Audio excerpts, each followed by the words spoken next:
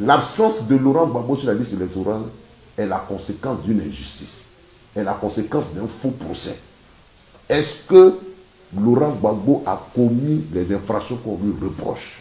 Non. Ça veut dire que la justice a été instrumentalisée, manipulée, voilà, pour le condamner à des fins politiciennes, justement pour l'écarter de la course à la présidentielle. La justice donc a été utilisée pour se débarrasser d'un adversaire politique gênant qu'on est conscient de ne pas pouvoir battre.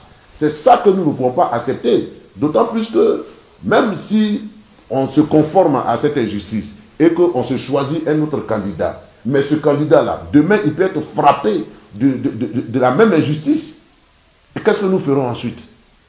C'est-à-dire que nous sommes là et nous changeons de candidat au gré des condamnations injustes.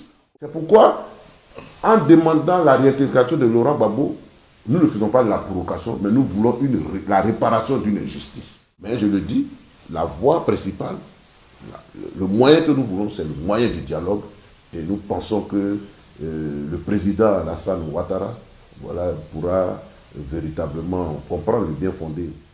Donc ça veut dire que tout ce qui est à notre possibilité, à notre pouvoir, sur le plan démocratique, pour réintégrer Laurent Gbagbo sur la liste électorale, nous allons le faire.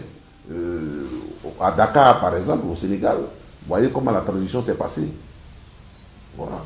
Elle s'est passée de façon pacifique. Parce qu'à un certain moment, je dirais, les Sénégalais, autour de leur conseil constitutionnel, se sont réunis. Autour de leurs magistrats, ont fait le consensus.